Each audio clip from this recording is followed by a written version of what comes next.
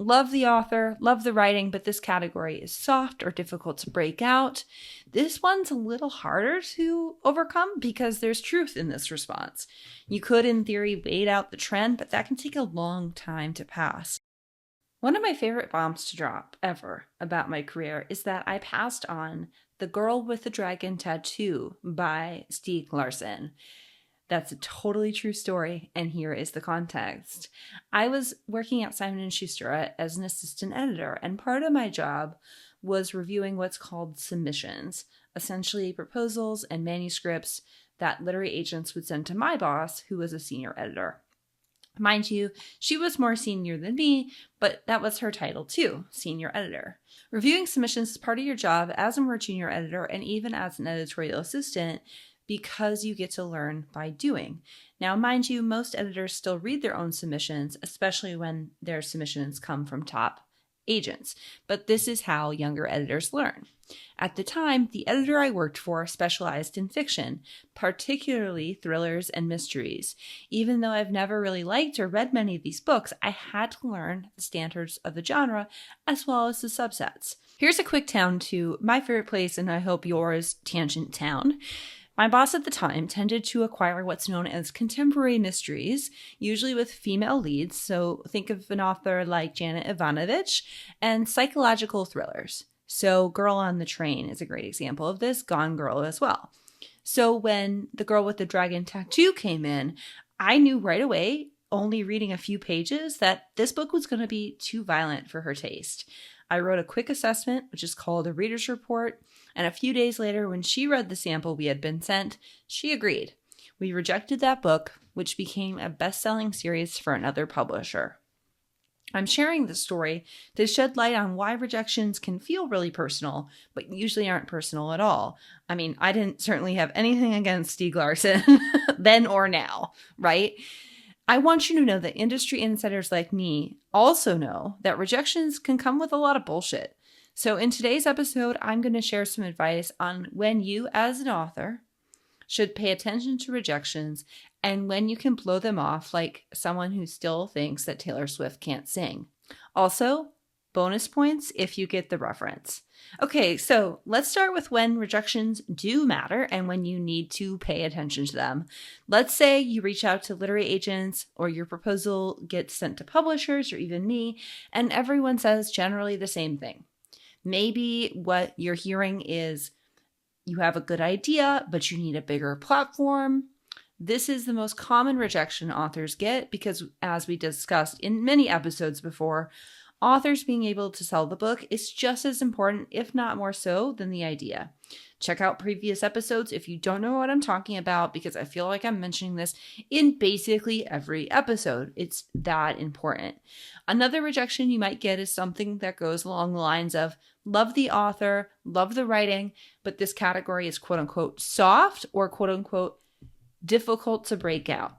This is code for we don't think this is going to sell.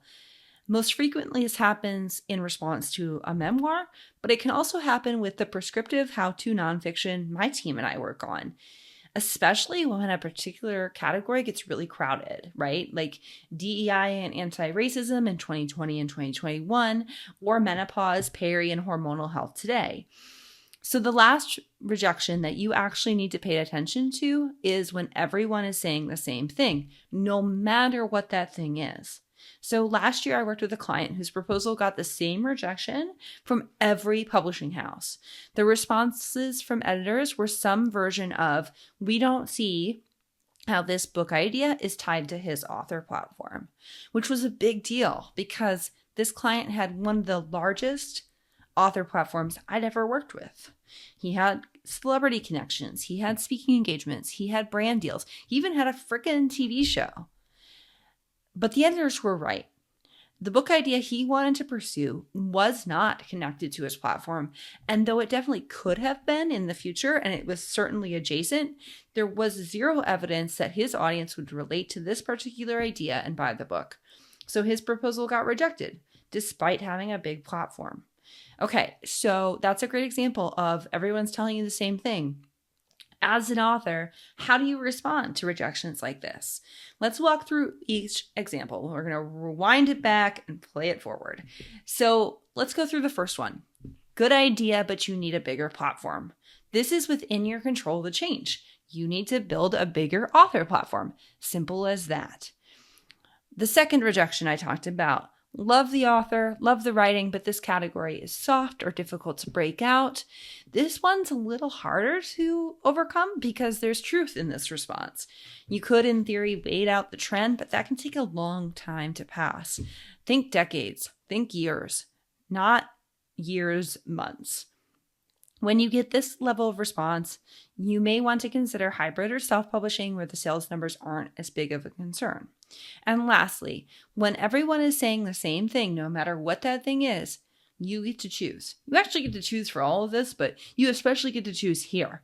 You can change whatever literary agents or publishers have pointed out, whatever they're saying is wrong, or you could decide not to do that, either giving up on the book altogether or choosing, once again, you'll notice a pattern here, another route to publish. Now that we've covered when to pay attention to rejections, we can talk about when rejections are total bullshit and you can keep trying. Generic responses like, I don't see a way to break this out, or I just don't love it. This is publishing speak for, I want to say no, but I don't have any particular feedback, or I really don't want to share the feedback I have because that will continue this conversation and I don't want to do that. I'm laughing because it's true, right? As an author, your best response, and I've been in that seat, I do not want to continue this conversation. I just want to say no and move on. Nothing to do with you, author. So shifting back into author mode, as an author, your best response to this, right? To someone saying, hey, I don't see a way to break this out, or I just don't love it, or it's not for me. Take it at face value. Take the note at face value and move on, because you're never really going to know what's up. And the more you push, the more silence you're going to hear, right? Or maybe you'll get something, but it's not really from anybody who wants to work with you. So just keep it moving.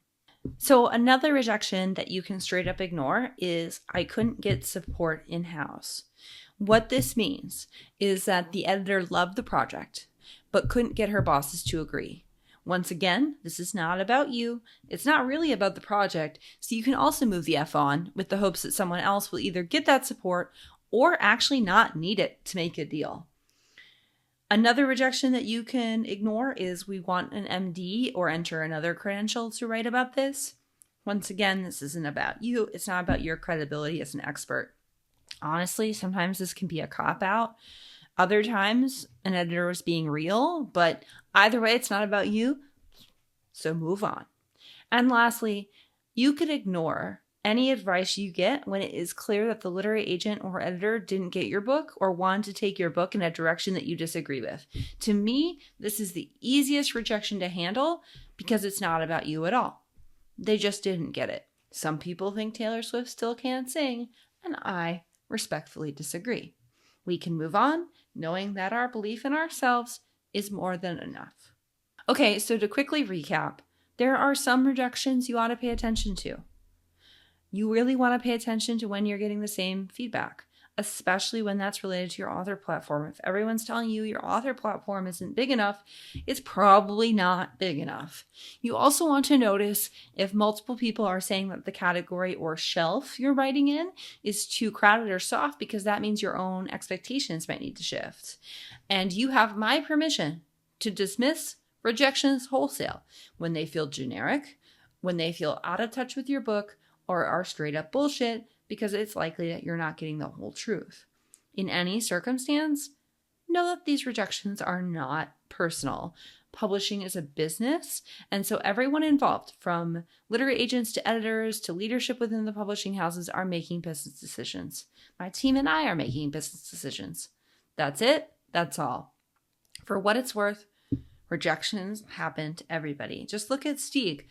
I rejected that book quickly and wholeheartedly and still don't regret that decision. That's why it's a fun story to tell. It wasn't the right book for us, but it was for Knopf and the editor who eventually bought it and loved it and was willing to work on it. So let that be a lesson. Thanks for tuning in to the Kind of a Big Book Deal podcast. If you enjoyed this episode, I would love it if you subscribe and also leave a review.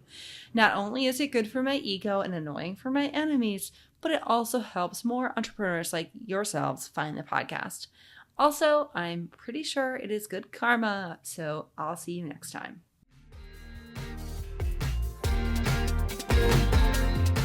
Thanks for tuning in to the Kind of Big Book Deal podcast. Want to see where you're at on your book journey? Check out my free quiz at meghanstevenson.com/quiz. That's MEGHANSTEVENSON.com/quiz. See you next time.